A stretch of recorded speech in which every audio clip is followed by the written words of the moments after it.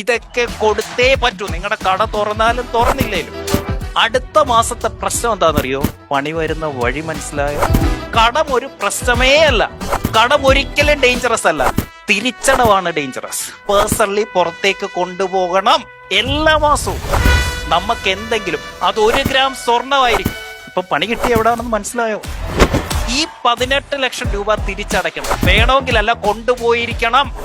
അപ്പോ അടുത്ത മാസം 20 ലക്ഷം രൂപയും കൂടെ കടം. Good. It's a good business. നമുക്കൊന്ന് പഠിക്കാം എന്താണ് ക്യാഷ് ഫ്ലോ. ക്യാഷ് ഫ്ലോ എന്ന് പറയുന്നത് 3 തരമുണ്ട്. 3 തരം ക്യാഷ് ഫ്ലോ ഉണ്ട്. Okay, 3 type of cash flow. ഒന്നാമത്തെ ക്യാഷ് ഫ്ലോയുടെ പേരാണ് ഓ ക്യാഷ്. ഓ ക്യാഷ് അല്ലെങ്കിൽ ഓപ്പറേറ്റിംഗ് ക്യാഷ് എന്ന് പറയും. ഓ ക്യാഷ്. രണ്ടാമത്തെ ക്യാഷ് ഫ്ലോയുടെ പേരാണ് ഐ ക്യാഷ് അല്ലെങ്കിൽ ഇൻവെസ്റ്റിംഗ് ക്യാഷ് എന്ന് പറയും. I cash. മൂന്നാമത്തെ ക്യാഷിന്റെ പേരാണ് എഫ് ക്യാഷ് അല്ലെങ്കിൽ ഫിനാൻസിങ് ക്യാഷ് എന്ന് പറയും. അപ്പം ഓ ക്യാഷ് അല്ലെ ഓപ്പറേറ്റിംഗ് ക്യാഷ്, ഐ ക്യാഷ് അല്ലെങ്കിൽ ഇൻവെസ്റ്റിംഗ് ക്യാഷ്, എഫ് ക്യാഷ് അല്ലെങ്കിൽ ഫിനാൻസിങ് ക്യാഷ്. ഇങ്ങനെ 3 തരം ക്യാഷ് ഫ്ലോ ആണ് നമുക്കുള്ളത്. അതായത് നമ്മുടെ ബിസിനസ്സിൽ ഒന്ന് കാശ് വരുന്നത് ഈ 3 കാര്യത്തിൽ കൂടിയാണ്. കാശ് പോകുന്നതും ഈ 3 കാര്യത്തിനാണ്. ഓക്കെ, സോ എന്താണ് ഓ ക്യാഷ്? അതാദ്യം ഒന്ന് പഠിക്കാം. ഓ ക്യാഷ് 2 തരമുണ്ട്. ശ്രദ്ധിച്ചു കേട്ടോണം. ഒന്ന് O cash in. O cash in. 2 O cash out. Cash in and cash out. എന്താണ് ഓ ക്യാഷ്? നമ്മുടെ ബിസിനസിന്റെ അകത്തെ മേജർ ആക്ടിവിറ്റി ഉണ്ടല്ലോ. നമ്മുടെ ബിസിനസ് ഇപ്പൊ നിങ്ങൾ ഒരു കൺസ്ട്രക്ഷൻ ആയിക്കോട്ടെ, നിങ്ങൾ ഒരു റീറ്റെയിൽ കട നടത്തുകയായിക്കോട്ടെ, നിങ്ങൾ ഒരു ടീച്ചിങ് ഫേം നടത്തുന്നതായിക്കോട്ടെ, education consultancy, whatever it may be, നമ്മളുടെ ബിസിനസിന്റെ മെയിൻ ആക്ടിവിറ്റിയിൽ കൂടി അകത്തേക്ക് വരുന്നതും ആ മെയിൻ ആക്ടിവിറ്റിക്ക് വേണ്ടിയിട്ട് ചെലവാക്കുന്നതുമായിട്ടുള്ള കാശിന്റെ പേരാണ് ഓ ക്യാഷ് അല്ലെങ്കിൽ ഓപ്പറേറ്റിംഗ് ക്യാഷ്. എന്താണ്? നമ്മുടെ മേജർ ബിസിനസ് ആക്ടിവിറ്റിക്ക് അകത്തൂടെ. ഇപ്പം ഓ ക്യാഷ് ഇൻ. ക്യാഷ് ഇൻ എന്ന് പറഞ്ഞാൽ നമുക്ക് എവിടെ നിന്നൊക്കെയാ കാശ് കിട്ടുന്നത്? കസ്റ്റമർ തരുന്ന പേയ്മെന്റ്. ഓക്കെ, നമുക്ക് ചിലപ്പം അഡ്വാൻസ് പേയ്മെന്റ് കിട്ടും. ചിലപ്പോൾ നമ്മുടെ POS മെഷീന്റെ അകത്ത്, നമ്മുടെ സ്വൈപ്പിംഗ് മെഷീന്റെ അകത്ത് കാശ് കിട്ടും. അതല്ലെങ്കിൽ നമുക്ക് ചില കസ്റ്റമേഴ്സ് ക്യാഷ് ആയിട്ട് തരും. അതല്ലെങ്കിൽ നമുക്ക് ചില മെമ്പർഷിപ്പിൽ കൂടി കിട്ടും. അതായത് കസ്റ്റമറിൽ നിന്ന് കിട്ടുന്ന കാശ്, അതാണ് ഓ ക്യാഷ് ഇൻ. ഫോർ എക്സാമ്പിൾ, നമ്മളുടെ ഒരു ബിസിനസ്സിൽ ഒരു മാസം കസ്റ്റമറിൽ നിന്ന് നമുക്ക് 10 ലക്ഷം രൂപ കിട്ടി എന്നിരിക്കട്ടെ. എങ്കിൽ ഓ ക്യാഷ് ഇൻ എത്രയാ? 10 ലക്ഷം രൂപ. നമ്മുടെ റവന്യൂ എന്ന് വേണമെങ്കിൽ പറയാം. മനസ്സിലാവുന്നോ? കസ്റ്റമറിൽ നിന്ന് എത്ര രൂപ കിട്ടി നമ്മളുടെ ബിസിനസ് ആക്ടിവിറ്റിക്ക്, അതാണ് ഓ ക്യാഷ് ഇൻ. ഇനി ഓ ക്യാഷ് ഔട്ട്. അതേ മാസത്തിൽ നമ്മളുടെ ബിസിനസ്സിൽ എത്ര രൂപ ചെലവായി ബിസിനസ് ആക്ടിവിറ്റിക്ക് വേണ്ടി. അതായത് സാലറി ഉണ്ട്, റെന്റ് ഉണ്ട്, ഇന്റർനെറ്റ് ഉണ്ട്, പെട്രോൾ ഉണ്ട്, നമ്മളുടെ സാലറി ഉണ്ട്. ഇതെല്ലാം കൂടെ ചേർത്തിട്ട് നമുക്ക് ലെറ്റ്സ് സേ 9 ലക്ഷം രൂപ നമുക്ക് ക്യാഷ് ഔട്ട് ഉണ്ടായി എന്നിരിക്കട്ടെ. ബിസിനസ് ആക്ടിവിറ്റിക്ക് വേണ്ടി നമുക്ക് ക്യാഷ് ഔട്ട് ഉണ്ടായി. എങ്കിൽ 10 ലക്ഷം രൂപ ഓ ക്യാഷ് ഇൻ, 9 ലക്ഷം രൂപ ഓ ക്യാഷ് ഔട്ട്. വിച്ച് മീൻസ് നമ്മളുടെ ആ മാസത്തിലെ നമ്മളുടെ ഓ ക്യാഷ് എന്ന് പറയുന്നത് 1 ലക്ഷം രൂപ. ഒരു ബിസിനസ് അത് എത്രത്തോളം സ്റ്റേബിൾ ആണ്, ഈ ബിസിനസ് നല്ലതാണോ ചീത്തയാണോ എന്നറിയാൻ, അല്ലെങ്കിൽ മോശമാണോ എന്നറിയാൻ ഒറ്റ കാര്യം നോക്കിയാൽ മതി. ശ്രദ്ധിച്ചേ. വേറൊന്നും വേണ്ട. ഈ പറഞ്ഞ ഓ ക്യാഷ്, അതായത് കഴിഞ്ഞ 6 മാസമായിട്ട് എല്ലാ മാസവും ആർക്കൊക്കെ ഓ ക്യാഷ് പോസിറ്റീവ് വന്നിട്ടുണ്ടോ, you are having A good business. Consistent ആയി എല്ലാ മാസവും പോസിറ്റീവായിട്ട് നിങ്ങൾക്ക് ആ ഓ ക്യാഷ് വരുന്നുണ്ടെങ്കിൽ ഇറ്റ്സ് എ ഗുഡ് ബിസിനസ്. അതായത് വരവിനേക്കാൾ ചെലവ് കുറവാണ് എങ്കിൽ, അതും കൺസിസ്റ്റന്റ് ആയിട്ട് കഴിഞ്ഞ ഒരു 6 മാസമായിട്ട് നിങ്ങൾക്ക് കിട്ടുന്നുണ്ട് എങ്കിൽ good, it's a good business.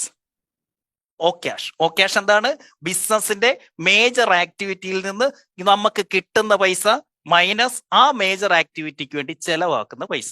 അപ്പോൾ O cash in minus O cash out. Condition എന്താണ്? കൺസിസ്റ്റന്റ് ആയി 6 മാസം കൃത്യമായി നമുക്ക് ഓ ക്യാഷ് പോസിറ്റീവ് ആക്കാൻ പറ്റണം. ഇതാണ് കണ്ടീഷൻ നമ്പർ 1. സിമ്പിൾ, ഇത്രയേ ഉള്ളൂ. ഇനി മുതൽ എല്ലാ ശനിയാഴ്ചയും വൈകുന്നേരം ആകുമ്പോൾ അക്കൗണ്ടന്റിന്റെ അടുത്ത് പറയണം, ഈ കഴിഞ്ഞ 7 ദിവസം കഴിഞ്ഞ ഞായറാഴ്ച തൊട്ട് ഈ ശനിയാഴ്ച വൈകിട്ട് വരെ നമുക്ക് വന്നിരിക്കുന്ന ഇൻ ആൻഡ് ഔട്ട് ഈ ഓ ക്യാഷ് എത്ര എന്ന് കൃത്യമായിട്ട് എനിക്ക് തരാൻ പറയണം. സിമ്പിളാ. അവരെ സംബന്ധിച്ച് ഇത്രയേ ഉള്ളൂ. ഈ ആഴ്ച എത്ര രൂപ വന്നു, ഈ ആഴ്ച എത്ര രൂപ ചെലവായി, വന്നത് മൈനസ് ചെലവായത് എത്ര, അതാണ് ഓ ക്യാഷ്.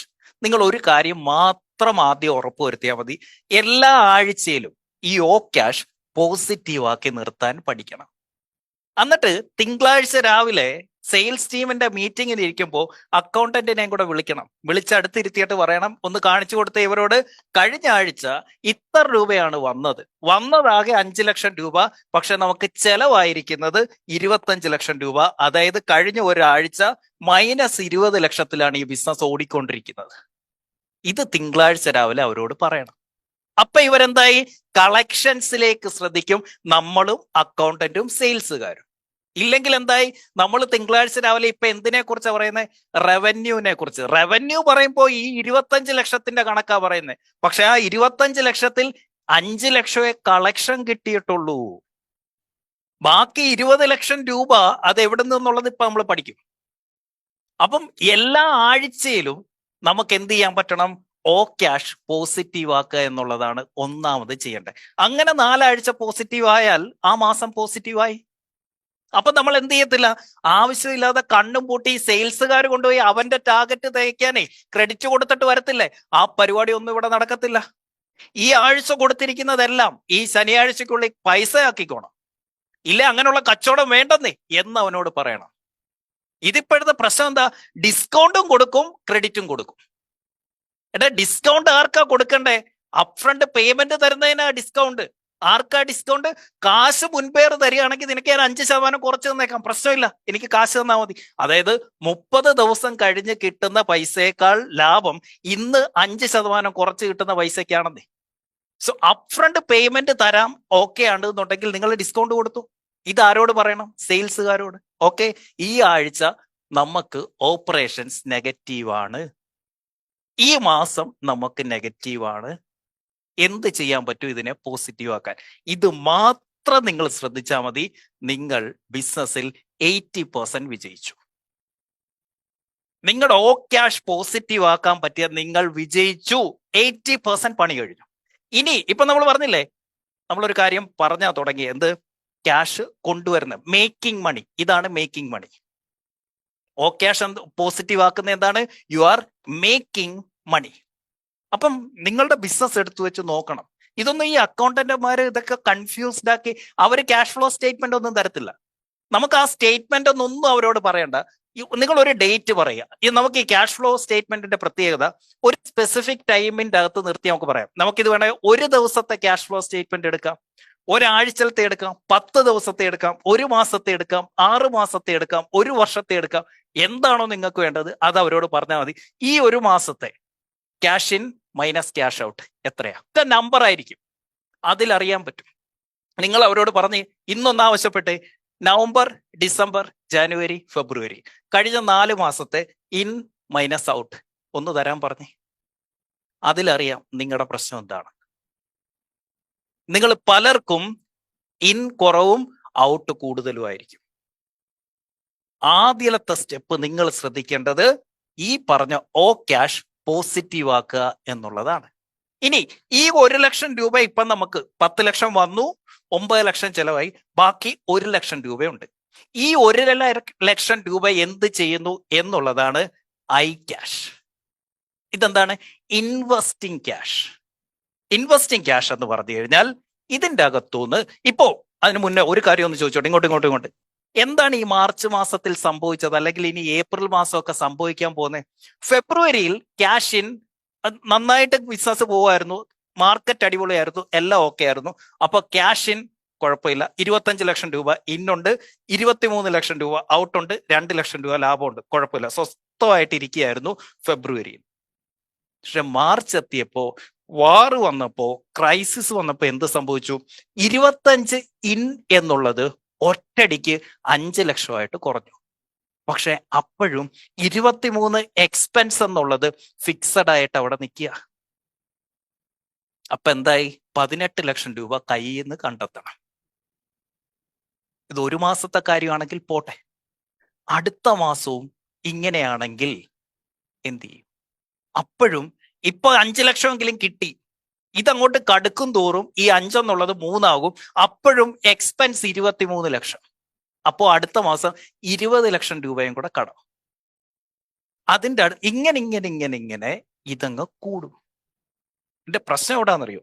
നമ്മൾ പ്രതീക്ഷിക്കുന്നത് ഈ ഓ ക്യാഷ് എന്ന് പറയുന്നത്, ഈ റവന്യൂ എന്ന് പറയുന്നത് എപ്പോഴും കൺസിസ്റ്റന്റ് ആയിട്ട് ഇനി വന്നോളും എന്നൊരു ശുഭാപ്തി വിശ്വാസത്തിലാണ് നമ്മൾ നിൽക്കുന്നത്.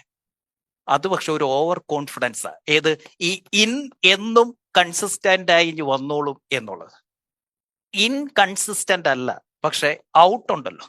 ഔട്ട് എന്ന് പറയുന്നത് നമ്മുടെ ഫിക്സഡ് എക്സ്പെൻസിനെ നമുക്ക് 3 തിരിക്കാൻ പറ്റും. ഈ ഔട്ടിനെ നമുക്ക് 3 തിരിക്കാം.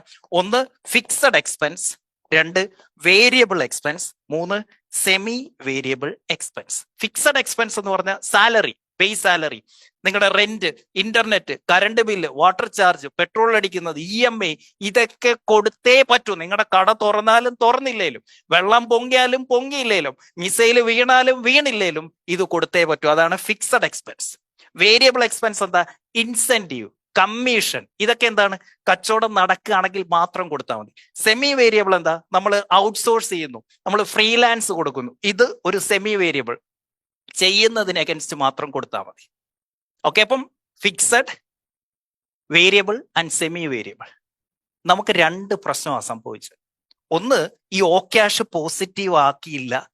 2, ഈ ക്രൈസിസ് സമയത്ത് എന്ത് സംഭവിച്ചു? നിന്നുപോയി. അപ്പൊ എന്തുണ്ടായി?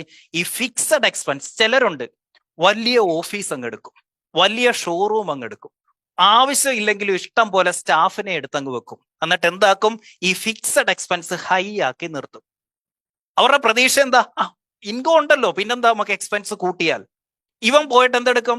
ലോൺ എടുത്ത് വണ്ടി മേടിക്കും, ലോൺ എടുത്ത് വീട് വെക്കും, ലോൺ എടുത്ത് ലൈഫ് സ്റ്റൈൽ വലുതാക്കും. ഇതിന്റെ പ്രശ്നം എന്താ? ഈ ലോൺ തിരിച്ചടയ്ക്കേണ്ടത് എവിടെ നിന്നാ? ഈ ഓപ്പറേഷൻസിൽ നിന്നാ. ഈ കുറഞ്ഞു കഴിയുമ്പോൾ ഈ EMI ഉൾപ്പെടെ, സാലറി ഉൾപ്പെടെ, റെന്റ് ഉൾപ്പെടെ ഉള്ളതെല്ലാം, ടാക്സ് ഉൾപ്പെടെ ഉള്ളത് എന്താണ്? ഇത് ഫിക്സഡ് എക്സ്പെൻസ് ആണ്. വിസ കോസ്റ്റ് ആയിക്കോട്ടെ, എംപ്ലോയി മെയിൻ്റെനൻസ് കോസ്റ്റ് ആയിക്കോട്ടെ, ഇവന്മാർക്ക് കൊടുക്കുന്ന അക്കോമഡേഷൻ ആയിക്കോട്ടെ, ഇതെല്ലാം ഫിക്സഡ് എക്സ്പെൻസാ. അപ്പൊ എന്ത് സംഭവിച്ചു? കുറഞ്ഞു, ഔട്ട് അതുപോലെ നിൽക്കുന്നു. Negative, negative, negative, negative. ഇപ്പൊ എന്താ സംഭവിച്ചേ? ഇപ്പൊ എന്താ മാർക്കറ്റിൽ സംഭവിച്ചിരിക്കുന്നത്?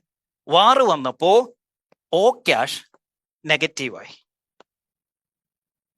ഓ ക്യാഷ് നെഗറ്റീവ് ആയപ്പോഴത്തേക്കിന് എന്ത് ചെയ്യണമെന്ന് അറിയത്തില്ല, കടം മേടിക്കേണ്ട അവസ്ഥ.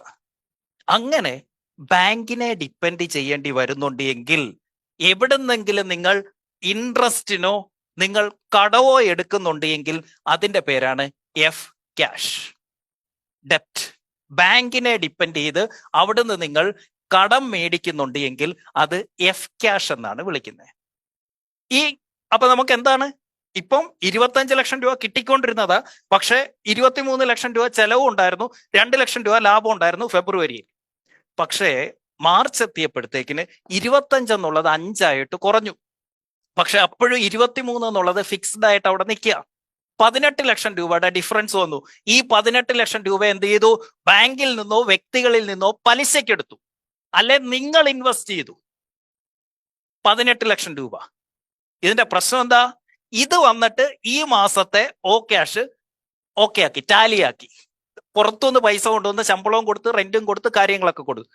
അടുത്ത മാസത്തെ പ്രശ്നം എന്താണെന്നറിയോ? ഈ 18 ലക്ഷം രൂപ തിരിച്ചടയ്ക്കണം. അതിന്റെ മന്ത്ലി EMI 1 ലക്ഷം രൂപയാണ് എന്നിരിക്കട്ടെ, അതിന്റെ പലിശയും കൂടെ ചേർത്ത് 1.5 ലക്ഷം രൂപയാണെന്ന് ഇരിക്കട്ടെ. അടുത്ത മാസത്തെ ചെലവ് എത്രയായി മാറി? ഇത് ഫിക്സഡ് എക്സ്പെൻസ് അടുത്ത മാസം, കാരണം ബാങ്കിന് അത് കൊടുത്തേ പറ്റൂ, പലിശ കൊടുത്തേ പറ്റൂ. അടുത്ത മാസം 23 എന്നുള്ളത് 24.5 ലക്ഷം രൂപയായി എക്സ്പെൻസ്. അപ്പോഴും ഇൻകം എത്രയാകുമെന്ന് നമുക്ക് ഉറപ്പില്ല. അതും ലെറ്റ്സ് സേ 5 ലക്ഷം രൂപയാണ് എന്നിരിക്കട്ടെ, പക്ഷെ 24.5 വേണം. 19.5 ലക്ഷം രൂപയുടെ ഡിഫറൻസ് എന്ത് ചെയ്യും? വീണ്ടും പോയി ബാങ്കിനെയോ അല്ലെങ്കിൽ മറ്റാരെങ്കിലും കണ്ട് അവന്റെ കയ്യിൽ നിന്ന് വീണ്ടും കാശ് മേടിക്കും.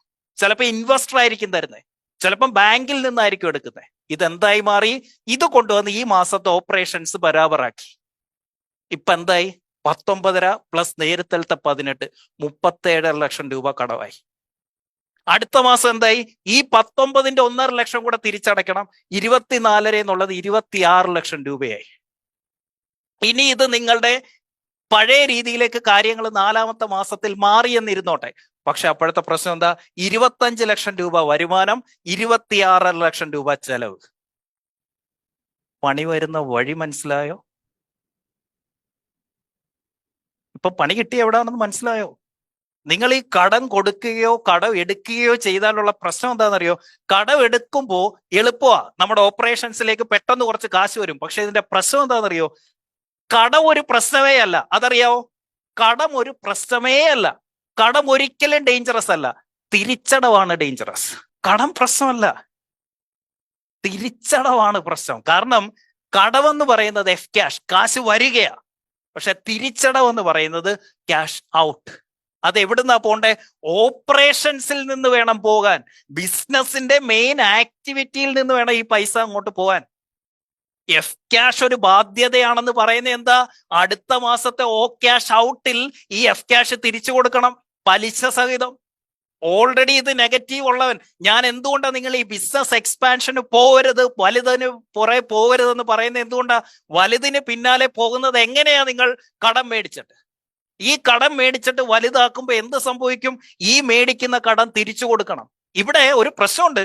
ഈ കടം എടുത്തിട്ട് വലുതാക്കാൻ നോക്കുന്ന ബിസിനസ് ഉണ്ടല്ലോ, ഇത് കഴിഞ്ഞ 6 മാസമായിട്ട് പോസിറ്റീവ് ആണോ? അതുപോലും അറിയില്ല. ഒരു കാര്യം ശ്രദ്ധിച്ചു കേട്ടോണം.